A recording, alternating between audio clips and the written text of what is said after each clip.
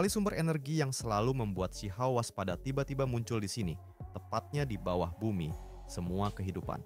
Bagaimana mungkin Shi Hao tidak terkejut? Kau tidak mencoba menipuku, kan? Shi Hao mencurigai penyihir itu karena terkenal licik. Apa yang ada di bawah tanah itu jelas merupakan jejak manusia, bukan kuali. Sosok penyihir yang luar biasa itu bergerak dengan anggun, rambut hitamnya terurai, matanya yang besar bersinar cerdas seperti bulan, seolah-olah dia adalah makhluk abadi yang terasing. Apa untungnya bagiku menipumu? Dulu, penyihir itu selalu mengenakan gaun panjang berwarna hitam, kulitnya sehalus giok. Sekarang, pakaian putihnya bahkan lebih murni dari salju, menambah aura dunia lain yang sedikit berbeda. Apakah kamu mencoba meniru gaya musuhmu? Hah, dulu, hanya beberapa tubuh spiritual saja sudah cukup untuk menghadapinya. Ngomong-ngomong, bagaimana kabar gadis kecil Yue Chan sekarang? Penyihir itu berdiri tinggi dan menawan, merapikan rambutnya yang indah, matanya berkilau, menunjukkan kecantikan yang memikat dan menggoda. Tubuh Yue Chan saat itu bukan tubuh sejati, terbagi menjadi tubuh utama dan tubuh kedua. Kau seharusnya sudah tahu ini, bahwa kami hanya menangkap tubuh keduanya. Hahaha, begitu penuh kasih sayang saat kau menyebutnya. Mungkinkah kau benar-benar melakukan sesuatu yang nekat padanya? Aku benar-benar tidak menyangka. Saat itu, kau masih anak kecil, bahkan tidak setinggi bahuku, sudah memiliki pikiran buruk di usia yang begitu muda. Shi Hao merasa kesal dengan ejekan penyihir itu. Kau akan mengejekku begitu kita bertemu, begitukah? Shi Hao menggertakkan giginya, menatap tubuh putih bersih penyihir itu yang seperti gading, bergelombang dengan lekuk-lekuk yang menggoda. Katakan padaku, bagaimana kabar orang yang kalah di tanganku? Dia baik-baik saja. Yi, benarkah ada perselingkuhan? Shi Hao dan penyihir itu mulai menggali di tempat ini. Shi Hao mengumpulkan bumi kehidupan dan meletakkannya di kuali tulang itu.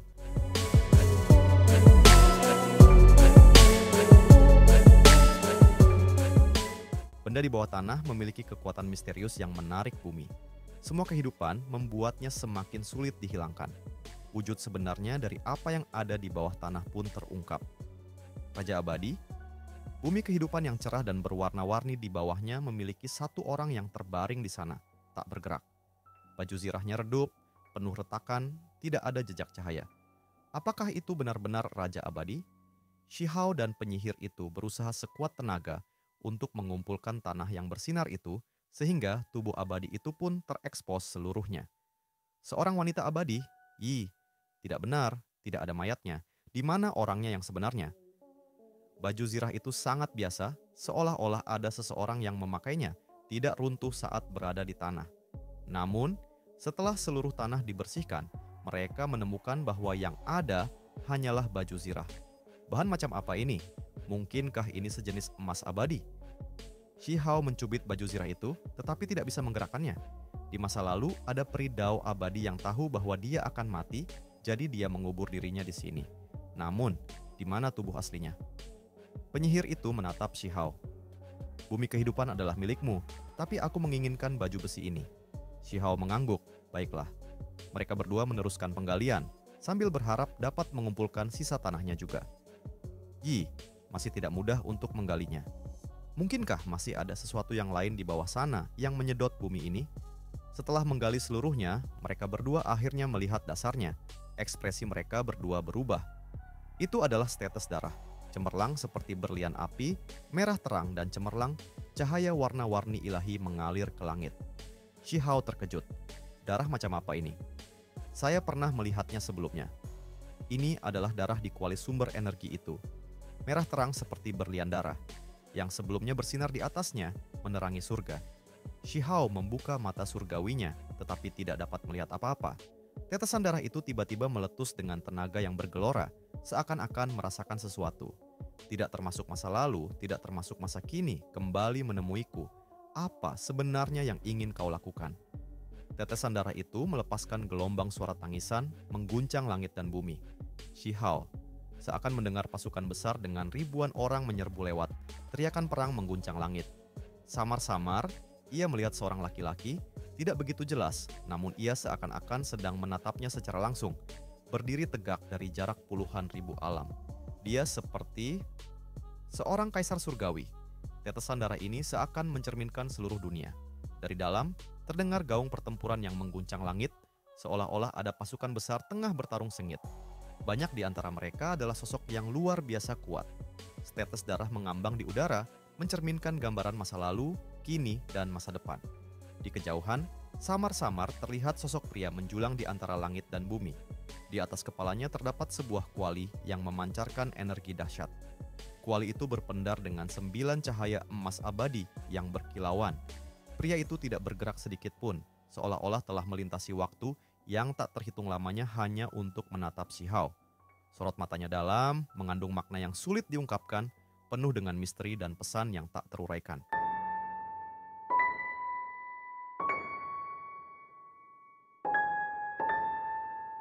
Bukan berasal dari dunia ini, tidak terikat oleh tempat, dan tak dapat dijelaskan dengan kata-kata. Sebuah suara bergema di kejauhan, samar seperti gemuruh guntur, yang mengiringi runtuhnya kesengsaraan surgawi Dao abadi. Shi Hao menatap sosok itu lebih dalam, berusaha mencari tahu makna di balik keberadaannya. Sosok tersebut bermandikan cahaya petir, ekspresinya terlihat semakin kompleks. Namun, ia tak dapat berbicara, seolah suaranya terbungkam oleh waktu. Di tengah medan perang, suara lonceng bergema panjang, mengguncang keseimbangan waktu dan ruang. Seseorang terlihat duduk membelakangi semua orang.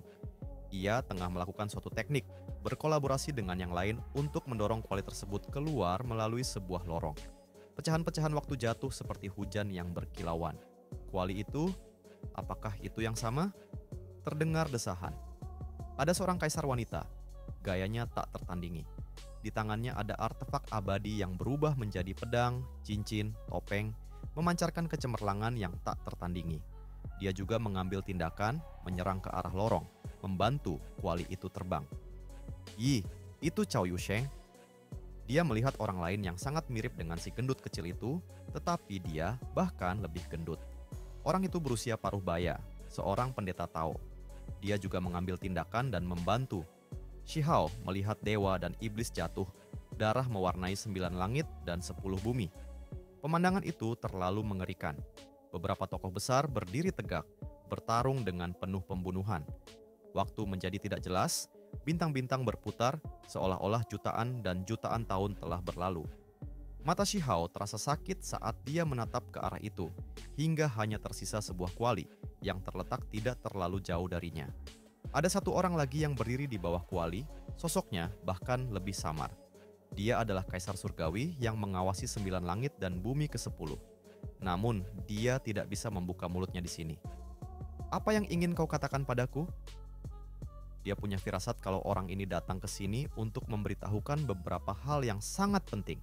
Namun, karena beberapa alasan tidak bisa membuka mulut dan mengatakannya. Apakah karena kamu hanya setetes darah sehingga kamu tidak bisa menjelaskan apapun? Dia merasa masalah ini terlalu penting. Dia bisa merasakan semacam perasaan samar bahwa dia harus memahami dan mencari tahu akar permasalahannya. Kalau tidak, akan terjadi bencana besar di masa depan.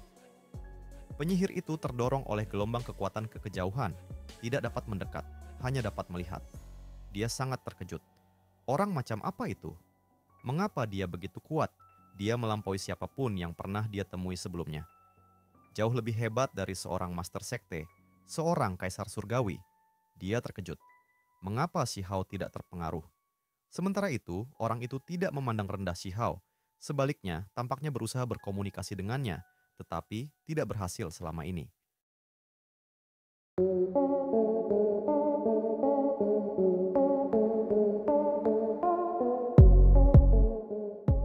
Akhirnya, teriakan perang menghilang, semua pemandangan menghilang. Orang itu dan kuali itu menjadi redup, berubah menjadi seberkas cahaya yang mengalir, memudar. Mengapa? Bahkan setelah bertahun-tahun berlalu, orang itu hampir tahu bahwa seseorang akan datang ke sini untuk menemuinya. Semua fluktuasi lenyap, hanya setetes darah kaisar merah cerah yang tersisa. Shi Hao mengulurkan tangannya, ingin menyentuhnya. Darah ini luar biasa, bahkan membuat para dewa gemetar. Namun bagi Shi Hao, darah ini sangat damai, tidak melukainya, tidak menimbulkan reaksi apapun terhadapnya. Hati-hati. Shi Hao mencoba beberapa kali, tetapi dia tidak bisa memegangnya. Darah ini mengambang, disertai serpihan waktu, seakan tak berasal dari dunia ini. Bagaimana kalau mencoba mengumpulkannya dengan semua kehidupan bumi? Shihao mengangguk. Dia mengeluarkan kuali tulang itu. Di dalamnya ada tanah berharga yang memancarkan cahaya keberuntungan. Tetesan darah ini mendarat di kuali, memasuki bumi semua kehidupan, lalu menghilang. Shihao dengan hati-hati menyimpan kuali itu. Membawanya terasa seperti membawa puncak gunung Dao abadi. Terasa sangat berat. Alasan utamanya adalah karena tekanan yang dirasakannya di dalam.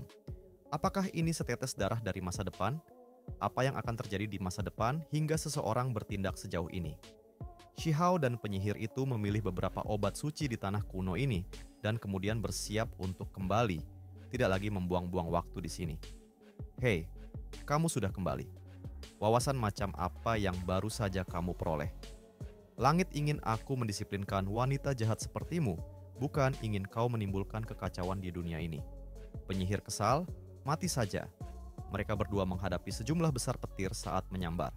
Begitu banyak kesengsaraan petir, namun kamu sebenarnya tidak terluka. Petir yang paling kuat tidak memberimu kerusakan apapun. Aku terlahir sebagai kaisar langit, petir ini bisa dihitung sebagai apa? Kilatan petir menyambar wajahnya, yang akhirnya menghasilkan area hitam hangus. Rambutnya berdiri helai demi helai, penampilannya sangat menyedihkan. Kulit wajahmu benar-benar tebal, bahkan guntur pun tidak mampu menembusnya. Kilat pun tidak mampu menembusnya. Mengagumkan. Shihao mengoperasikan metode ilahi Dewa Willow, menghilangkan bekas luka bakar, memulihkan dirinya menjadi normal. Dia mengangkat tinjunya dan menghantamkannya ke langit, menahan petir, membawa penyihir itu keluar. Dia harus mengakui bahwa orang ini kini telah bangkit. Di masa depan, pasti tidak akan banyak orang yang dapat menandingi pemuda ini. Bagaimana tepatnya kamu mengolah 3 helai energi abadi itu? Berapa banyak helai energi abadi yang diolah Yue Chan dan bagaimana keadaannya? Rahasia. Kalau kamu mau tahu, jadilah pelayanku selama beberapa tahun. Aku akan mengajarimu. Seorang pria yang tidak pernah puas, bagaikan seekor ular yang mencoba menelan seekor gajah.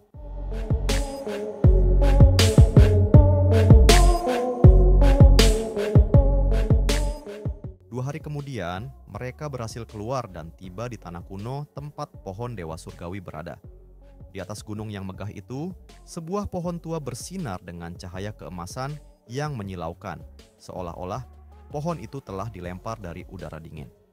Pohon itu sangat rimbun, buah-buahnya yang indah tergantung di sana. Sahabat kecil, apakah kamu benar-benar menemukan bumi semua kehidupan? Benar, dia mengeluarkan kuali tulang. Pohon Dewa Surgawi menyusut, menjadi hanya setinggi 1 kaki, memasuki kuali dan berakar di bumi semua kehidupan. Penyihir kesal. Tidak bisa, setengah dari pohon ini adalah milikku. Penyihir itu terus bergelantungan di sisi Shihao tanpa pergi. Bergerak bersamanya keluar dari tempat kuno ini. Mereka kembali ke dunia kecil yang normal. Dunia ini bergetar hebat. Banyak dunia kecil milik Immortal Ancient menjadi tidak stabil, seolah-olah semuanya akan terbelah. Shihao bertanya, apa yang terjadi? Penduduk asli panik. Ini sudah berlangsung selama beberapa hari. Para master sekte dari dunia luar akan masuk, hendak menerobos ke Immortal Ancient. Shihao berpikir, perubahan besar akan segera terjadi. Master Sekte akan turun ke Immortal Ancient. Ini pasti akan memengaruhi banyak hal. Dia tahu bahwa akan ada banyak bahaya jika pergi, bahwa akan ada konfrontasi yang intens. Dunia luar tidak bisa tetap tenang. Para tamu misterius yang bukan milik 3.000 provinsi, anak-anak muda itu, hanya 1 orang yang bertindak. Namun para dewa surgawi dari 3.000 provinsi sudah dipaksa mundur. Tidak ada seorang pun lawannya. Dewa muda surgawi meremehkan.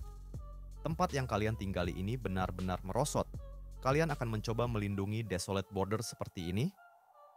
Dewa surgawi dari alam tinggi menantang. Berbicara omong kosong yang sombong seperti itu, apakah kamu benar-benar akan menantang semua dewa surgawi di bawah langit? Tunggu saja beberapa bulan lagi, pasti akan ada seseorang yang akan datang untuk mengalahkanmu. Dewa muda surgawi tertawa. Bagus, coba kulihat siapa lagi di negeri kuno ini yang layak kulawan. Kultivator dari 3.000 provinsi diam, mereka terdiam. Apakah Huang akan bisa keluar? Apakah para master sekte itu akan membiarkannya pergi?